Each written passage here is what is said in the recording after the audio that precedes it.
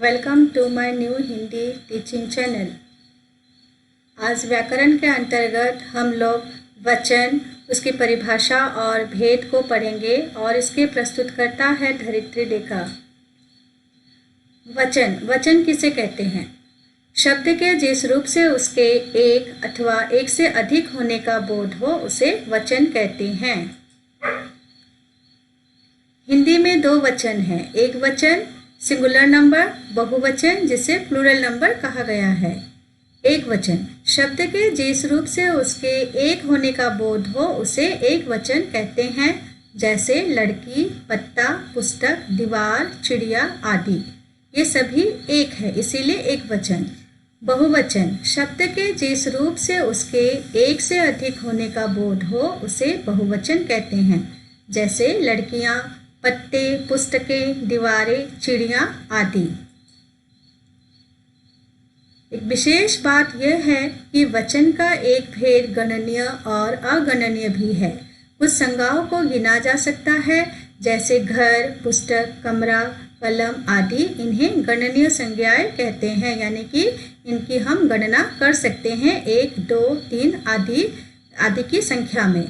लेकिन कुछ संज्ञाएं ऐसी है जिन्हें गिना नहीं जा सकता है, यानी कि उनकी केवल नापतोल ही की जा सकती है, जैसे लोहा, कपड़ा, तांबा, आटा, घी आदि। इन्हें अगणनीय संज्ञाएं कहते हैं। तो ये विशेष बात जो है हमें ध्यान में रखनी है। वचन की पहचान कैसे होगी? तो वचन की पहचान दो प्रकार से की जा सकती है।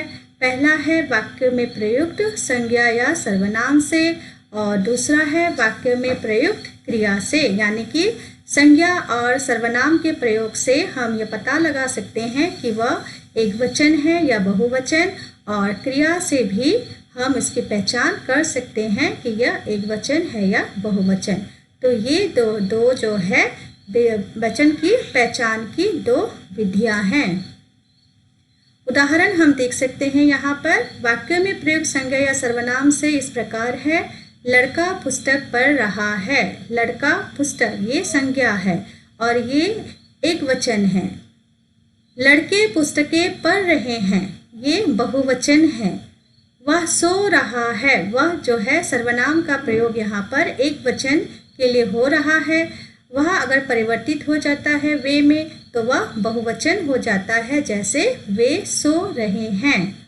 उसी तरह दूसरा है वाक्य में प्रयुक्त क्रिया से भी वचन की पहचान हो सकती है। जैसे उदाहरण है, हमने आम खाया। खाया क्रिया है और यह एक वचन है। घर बहुत बड़ा है।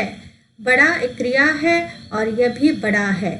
लेकिन हमने आम खाए, खाया अगर परिवर्तित हो जाता है खाए में, यानी कि क्रिया में ये परिवर्तन हो जाता है तो वह बहुवचन हो जाता है। और उसी प्रकार घर बहुत बड़े हैं, बड़े भी शब्द जो है परिवर्तित हो गया है और यह बहुवचन हो गया है। इस तरह संज्ञा, सर्वनाम और क्रिया से भी हम वचन की पहचान कर सकते हैं। और एक बात ध्यान देने वाली यह है कि कभी कभी क्या होता है, आदर या सम्मान का भाव प्रकट करने के लिए भी एक वचन के स्थान पर बहुवचन का प्रयोग किया जाता है। तो ये भी बात ध्यान रखना है। तो कुछ वचन बदलने की प्रक्रिया को देख लेते हैं, किस तरह से वचन परिवर्तित हो गया है। लड़का लड़के में परिवर्तित हो गया है, ए में परिवर्तित हो गया है, यानी कि आ जो है प्रत्यय वह ए में परिवर्तित हो जाने से भी बहुवचन हो जाता है। लड़का, लड़के, पंखा, पंखे, तोता, तोते, बच्चा, बच्चे, कौवा, कौवे, रास्ता, रास्ते, कुत्ता, कुत्ते, मुर्गा, मुर्गे, ताला, ताले, घोड़ा, घोड़े और रुपया का रुपये। तो इस तरह से ए में परिवर्तित हो गया है। तो ये सारे हम वाक्य में प्रयोग करके जो है बहुवचन कर सकते हैं।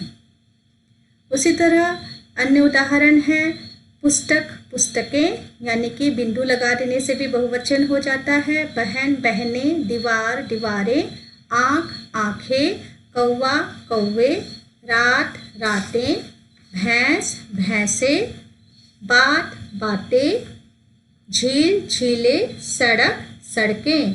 तो इस तरह से जो है यहाँ पर भी वचन परिवर्तित हो गया है। आगे उदाहरण जो है इस प्रकार है, जिसमें स्त्रीलिंग शब्द के अंत में यदि ए में परिवर्तित हो जाता है तो भी वह बहुवचन कहलाता है। ये सारे स्त्रीलिंग शब्द हैं। माला, मालाएं हो गया, ए में परिवर्तित हो जाने से भी बहुवचन रूप हो जाता है। भाषा, भाषाएं, सेना, सेनाएं, महिला, महिलाएं, कविता, कविताएं, बाला, बालाएं, दवा, दवाएं, कला, कलाएं, विद्या, विद्याएं, इच्छा, इच्छाएं।